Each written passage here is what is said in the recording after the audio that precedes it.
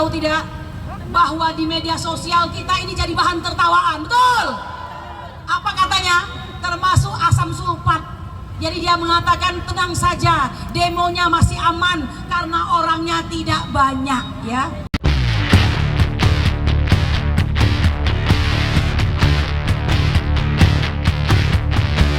Ayo kumpul semua. Yang di ujung sana kumpul. Itu sudah dilalui oleh mobil, jadi tidak berguna lagi. Silakan kumpul semua di sini. Sudah kumpul semua. Assalamualaikum warahmatullahi wabarakatuh. Sekali lagi. Assalamualaikum warahmatullahi wabarakatuh. Merdeka! Merdeka! Merdeka! Saya bertanya, sudah kalahkah kita? Sekali lagi, sudah kalahkah kita? Ada harapan menang? Ibu-ibu sekalian, soal menang dan kalah itu sudah berlalu, ya. Tapi akan selalu menang selama kita berada dalam jalur kebenaran, betul? Nah, oleh karena itu tidak perlu kecewa. Keputusan MK sudah 1 bulan yang lalu, ya. Silahkan mereka yang berada dalam kecurangan mempertanggungjawabkan kecurangannya di hadapan Tuhannya masing-masing, betul? Bapak Ibu sekalian, hari ini adalah hari reformasi nasional ke-26 yang dilakukan oleh Aliansi Penegak Reformasi. Saya ingin menyatakan bahwa saya sangat menghargai semua aliansi yang tergabung pada hari ini. Anda adalah orang-orang terpilih yang tidak pernah turun harga diri, yang tidak pernah surut semangatnya untuk tetap berjuang. Ngomong-ngomong, ibu-ibu tahu tidak bahwa di media sosial kita ini jadi bahan tertawaan, betul? Apa katanya? Termasuk asam sulfat. Jadi dia mengatakan tenang saja, demonya masih aman karena orangnya tidak banyak, ya. Dia lupa satu suara bangsa Indonesia sangat berharga, betul? Yang tidak menghargai suara bangsa Indonesia, dia bisa dikategorikan sebagai rezim yang berkuasa pada hari ini. Apapun yang dia inginkan, lanjut terus, ya. Lanjut terus, mumpung masih berkuasa, betul? Bapak-bapak, ibu sekalian, sebelum saya masuk ke inti, ya, saya ingin selalu dalam pertemuan kita ada hal-hal yang bisa kita ambil sebagai pelajaran. Pertama, sebelum masuk nih, saya mau menyampaikan pesan dari seorang ibu-ibu yang sangat marah tadi. Ya, katanya tolong Bu Kurnia, Pak polisinya diajarkan. Ya, Pak polisi, saya ingin menyampaikan apa yang diharapkan ibu-ibu. Ya, kata ibu-ibu tadi, Anda bilang ini emak-emak kenapa sih sudah tua bukannya tobat? Ya, saya ingin mengatakan jangan minta kami bertobat. Kami adalah bayangkari negara yang sesungguhnya. Kau berhadapan dengan kami, ya, dengar baik-baik. Mengemukakan pendapat di muka umum dilindungi setidak-tidaknya 3 undang-undang. 1, Undang-Undang HAM. Kedua, Undang-Undang kebebasan berbicara di muka umum, baik lisan maupun tulisan, terbuka maupun tertutup, sendiri maupun berkelompok, paham? Dan ketiga, tentu saja Undang-Undang Dasar 1945 pasal 28. So, sebelum saya masuk ke materi, jangan coba-coba larang untuk berbicara, betul? Sudah mana ibu tadi, paham? Sudah puas, Bu? Insya Allah Bapak polisi ini karena sudah, ya, dimodali dengan ilmu pengetahuan tentang hukum, beliau tidak akan melakukan hal-hal yang tidak diinginkan.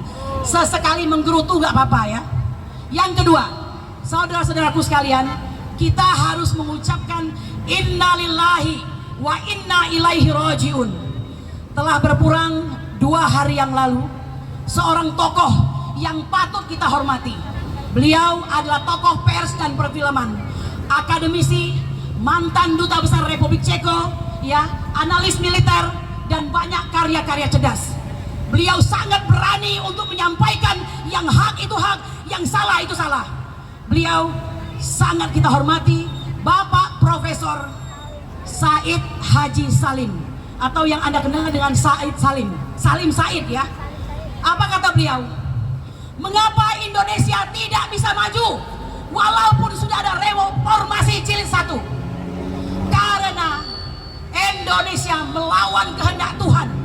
Indonesia terlalu berani melawan Tuhan, betul? Tidak ada yang ditakuti. Allah pun dilawan, ya. Bayangkan, Korea Selatan takut dengan Korea Utara, Taiwan takut dengan Cina daratan, Singapura takut dengan lautan manusia Melayu, ya, yang merupakan penduduk asli Singapura. Apalagi? Siapa lagi yang takut? Israel takut dengan lautan bangsa Arab. Kalau Indonesia nggak ada takut-takutnya, Tuhan pun dilawan. Betul. Itulah mengapa kita tidak pernah maju. Di mana asalnya? Yaitu penguasa yang mengangkat sumpah di atas kepalanya menggunakan Al-Quran, berani-beraninya melanggar sendiri ucapannya, berbohong dan berbuat curang seperti yang dilakukan oleh rezim Joko Widodo. Betul. Contoh paling anyar adalah pemilihan umum yang brutal, jahanam, kejam, ugal-ugalan. Betul. Jadi jangan salahkan. Kita punya gunung, kita punya lautan, kita punya sumber daya alam, kita punya sumber mineral, kita punya semuanya. Tapi pemimpin yang bercokol di atas tidak punya akal sehat. Betul. Bapak-bapak Ibu sekalian, saya ingin mengatakan terlalu banyak tumpahan di dada ini, ya. Tumpahan di dada ini terlalu banyak. Saya tidak tahu memulai dari mana.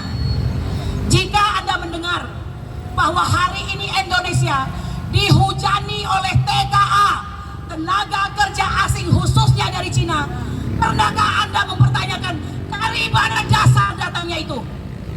Adakah pemerintah ini menjawab semua pertanyaan tersebut? Tidak ada. Luhut Binsar Panjaitan pun selalu menjawab normatif. Ya, pernahkah Anda bertanya, ini sebuah pengkhianatan kepada Negara Kesatuan Republik Indonesia? Betul. Bapak-bapak Ibu sekalian, Anda perlu mengetahui ya, yang paling dasar, saya kadang bingung, kemana ahli hukum tata negara? Yang bersuara hanya Bang Refli Harun yang masih berani, yang bersuara masih Said Didu, Rocky Gerung sudah pasti. Yang lain kemana? Yang ada Bivitri Susanti, Ferry Hamsari, hanya itu saja. Yang lain kemana? Woi, dengar baik-baik. Kerjasama dengan Cina adalah sebuah pelanggaran. Anda melanggar KUHP, ya, dan hukumannya maksimal 20 tahun. Oleh karena itu, saya ingin mengatakan dasarnya pun kita tidak mengerti, dasarnya pun kita tidak peduli. Oleh karena itu, Anda tetap hadir pada acara seperti ini. Segelintir tapi berarti, tetap bersuara. Betul.